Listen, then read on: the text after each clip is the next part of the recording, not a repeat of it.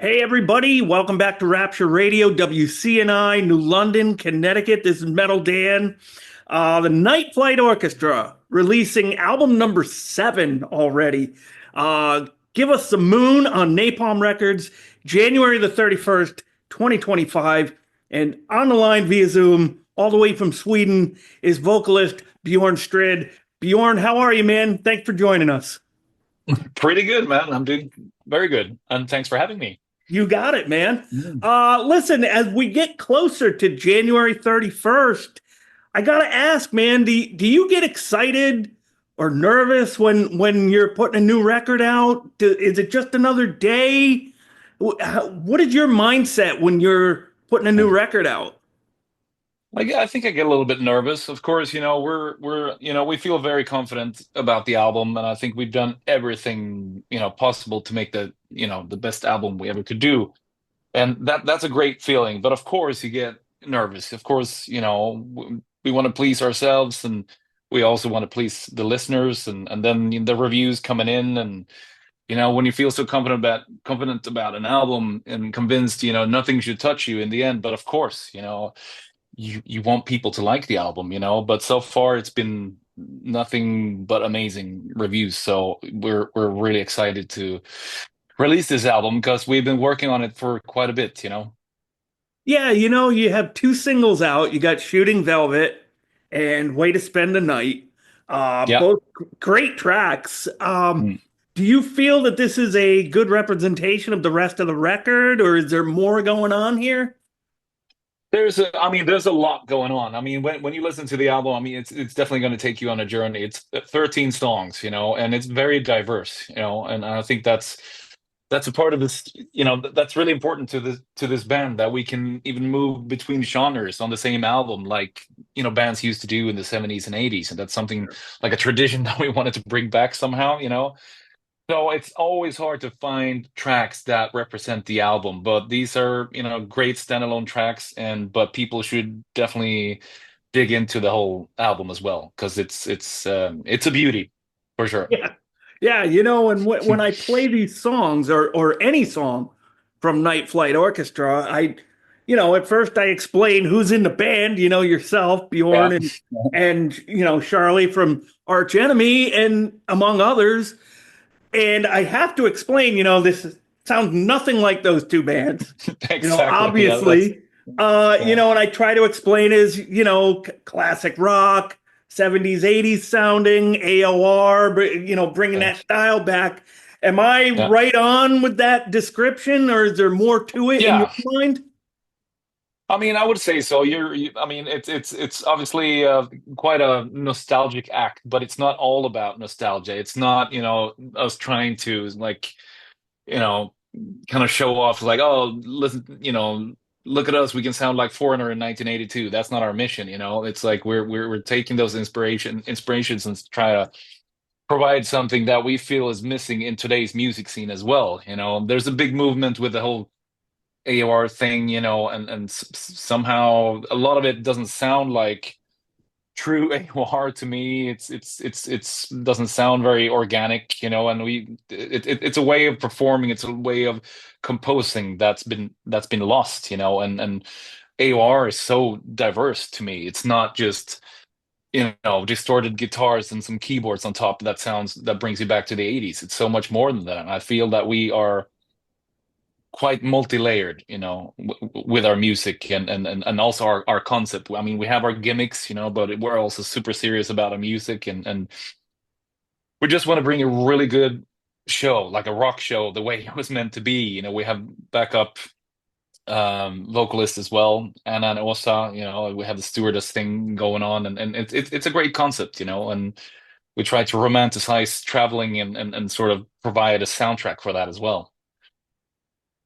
When I first heard this band, I, obviously, it's like I said, so far away from Soilwork or Arch Enemy. What was the what was the reason for starting this band in the first place? Was it just Hmm. your love for this type of music and you wanted to try something new? What Hmm. was it for you?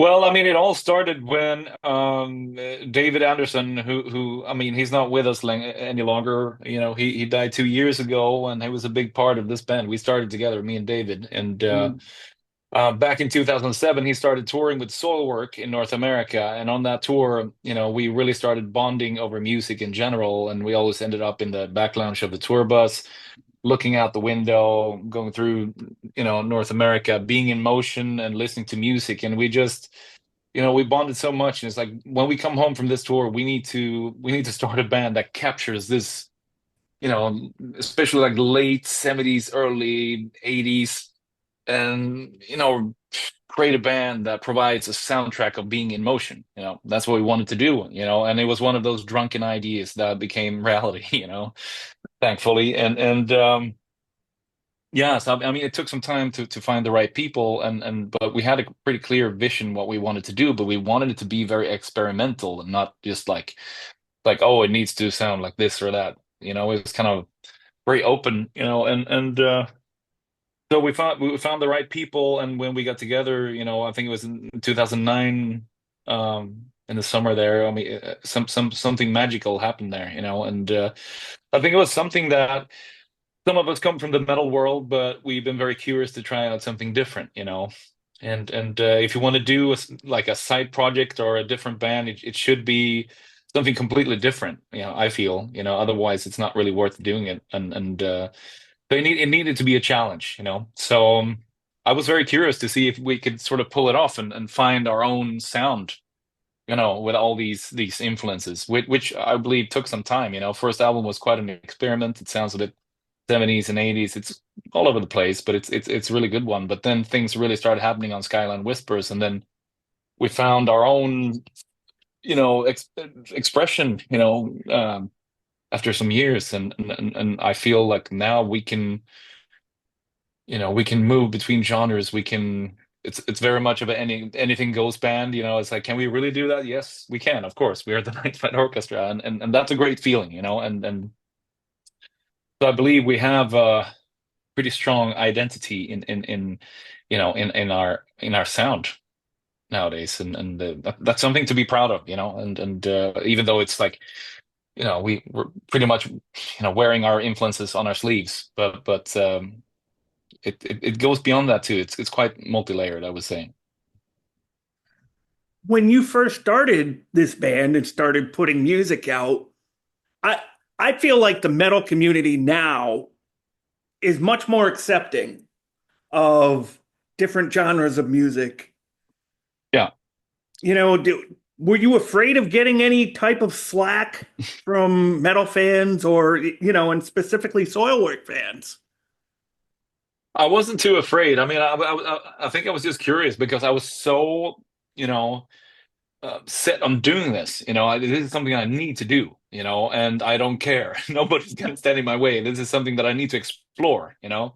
Yeah. But I think I expected to get a lot more negative criticism, you know, and sort of like, it's like, "Oh, what are you doing here? Go back to soul work, you know, this is just silly, you know." But, you know, there hasn't really been anything, which is quite weird. But I think people can feel that it's very sincere, you know. There's a lot of presence in the music, and you can't fool a metalhead, you know. If you don't do it 100%, you know, they can see through it. So I think that that's one of the reasons why people respect it. You know, they might not always like it, and you know, kind of like Soulwork or Arch Enemy more, and I don't really understand Night Flight Orchestra, but I respect it. That's the general impression I get.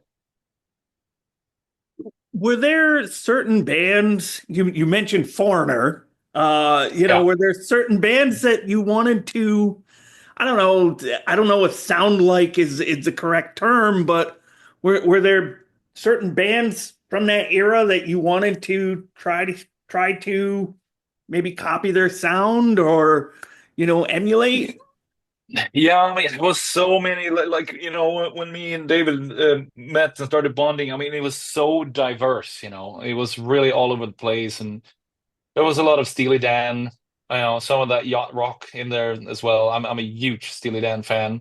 Mm. But then, there was also Fleetwood Mac, and there was Stevie Nicks, her solo stuff. There was a lot of Alan Parsons Project, which I was really big on when I was a kid. Like I always loved them, and I still do. I think, and they're really all over the place as well. But you can always hear it's them, and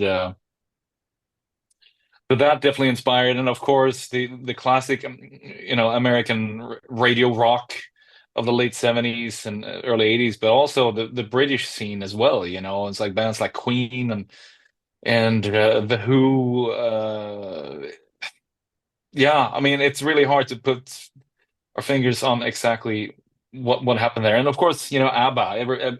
Everyone's influenced by ABBA, but I Sure. think we also got influenced by the fact that um they're very direct in a way, but the arrangements are quite complex, and that's very inspiring as well, that they can do such complex arrangements and still do something that is so catchy and direct, but also quite multi-layered and sometimes quite melancholic, and that balance between that kind of uplifting spirit and the melancholic side is has been really inspiring for the band as well. So, and plus Kiss, when we got really inspired by the when Kiss sounded quite disco, Oh and yeah. not everyone appreciates that era, but we love it.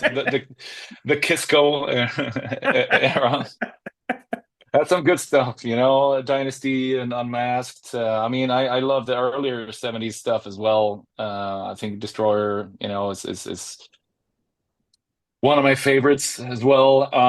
So that was there as well. But I mean, there was so much music in the late '70s that got infused with disco, and I was really into that, bands even like the Tubes, stuff like that, Mm. and but it's really all over the place. One of my favorite hobbies to do is to go back to 1978. If I find an artist that's been around for a long time, it's like, I wonder if he or she made a disco album. So I go back, check the back catalog, and listen to it. It's like Barry Manilow. He did a rock disco album. And we have even Roy Orbison made a rock disco album. It's like I love going back and checking those albums out. Obviously for this band, you use clean vocals, right? Yeah. Which you obviously started with Soilwork. Is it harder for you to do this type of clean vocals for this type of music? As opposed to Soilwork, or does it make a difference? I guess it is a little bit harder. I mean, it's especially if you're on tour and you're going to do 30 days in a row. It's pretty Mm. tough. There's some really high falsetto stuff, and it's really all over the place. So it's crucial that you stay healthy and don't get a cold, because if you do, you're pretty screwed. It's a tough situation. I mean, quite often you get sick on tour. No wonder you're on the same bus with 12 other dudes. So yeah, I mean, it's gonna happen at some point, but you have to do what you can to stay healthy on the road. Um, but yeah, I mean, not saying that soul work is easy by any means. It's some really, I've developed my vocals there a lot too, and use a lot of different types of voices there as well. So, but I would say in general, Night Flight is a bit harder. You know, uh, it's been 7 records now for the Night Flight Mhm. Orchestra. Can you believe it? I mean, did you ever think you'd make it up to album number 7? I don't know what I thought. I mean, from the beginning, it was such a great kick just getting together and sort of celebrate this kind of music somehow. And then, I didn't think we were going to go on a South American tour or go to Australia, which we have done now. I mean, that's incredible. And then opening for Kiss, on their two very last shows in Sweden last summer. That was just insane to begin with. And so, no, I mean, I knew we had something special from the get-go, but and after a while, I mean, it didn't took long until you felt that you want to share this with the world, and it kind of fell into place when we got signed to Nuclear Blast and we released Amber Galactic, and things really started to take off. And then we felt like, wow, we're definitely going places here, you know, and yeah, but seven albums, that's something that's worth celebrating, you know. That's really Yeah, cool. yeah. And this is your first record for Napalm Yeah, Records. yeah. Uh, there reason to go to Napalm? Was it just as simple as, the contract ran out with Nuclear Blast and you just moved on? Was there a reason to go to Napalm? Yeah, no, we wanted to try out something different. You know, we've had some great years with Nuclear Blast, and they believed in us when nobody else did. You know, which we're really grateful for. But it just felt like it was time, and you know, we're getting a lot more sort of press in North America as well, which is great. You know, and Napalm seemed to be a pretty strong label in North America, so that's really cool. And but it's you know there was it's not a matter of money that we're getting a big sack of money thrown at us by any means. It's Right. it was just a matter of trying to out something different, some different ideas, and so yeah, Yeah. that's how it goes Um, sometimes. Yeah. yeah. Mm. Looking at the record, Give Us the Moon, is there a song that might be quote unquote your favorite? Or maybe a song that stands out above the others? Uh yeah, that's a tough one. I mean, Way to Spend the Night is it's really the party banger of the album. It's a great song that I'm really proud of. It's almost like Blondie went on a date with Gary Moore. Like it's the weirdest thing, but it somehow works. So that's a great one. And then one of the biggest challenges after the passing of David, because he always wrote like a really long epic song for each album, and that sort of fell in my lap, and that was something that I really wanted to take on. I needed challenge, and I decided to write a song that was going to be 7 minutes and 47 seconds long, and that became Stewardess, Empress, Hot Mess, and the Captain of Pain. Okay. So that was a big challenge, and I'm not quite sure how I did it, but I just felt that David was very present when I wrote that song somehow, because I'd never done anything like that before, and I guess I shouldn't underestimate myself, but it was quite a magical experience, and something really special came out, and that's a song that I'm very proud of, that I pulled it off, and it's the album Closer.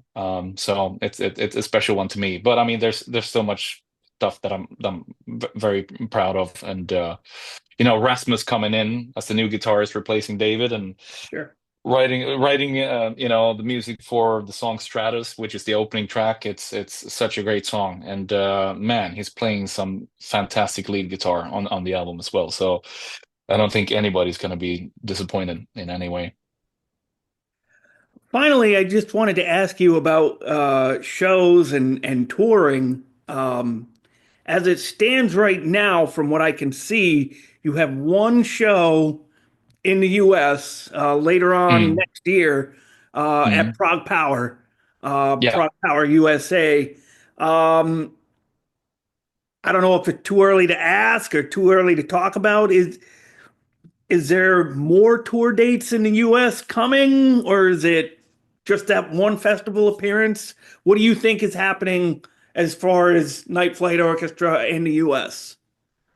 Well, I mean, we're really gonna try hard to book some shows around Prog Power. I think that would be a great opportunity to do that. And it's just, it's quite costly. Yeah, The cost for visas have like tripled, and tour buses. I mean, don't even mention it. yeah. It's tough out there, but we really want to come over, and our fan base is definitely growing in North America, and it's really about time we come over. I mean, this is our seventh album. It's time now. So we're gonna work hard at coming over, and book something around Prog Power. So stay tuned, I guess. Right. Yeah, yeah. Yeah. Mm, And one last question, man, before I let you go. I can't let you go without asking you about Soilwork. mm. Um, You put out the single earlier in October, Mhm. Spirit of No Return. Mhm. Is there a full length coming? Are you working on new music? Where do things stand with Soilwork? Well, we're slowly approaching the songwriting for a new album, and I mean, next year is gonna be mostly about Night Flight Orchestra, but in between, we're gonna start writing the new Soulwork album. So I'm as curious as you are, I was gonna say, but Yeah. yeah, I mean, I guess yeah, there's gonna be some great stuff. I'm really looking forward, and I guess we should be able to release a new album in, I don't know, spring of 26. I'm guessing. Yeah, right. So yeah, yeah. Yeah, nice. Mm. Mm. Bjorn Strid, vocalist of Night Flight Orchestra, and of course, a little band called Soilwork.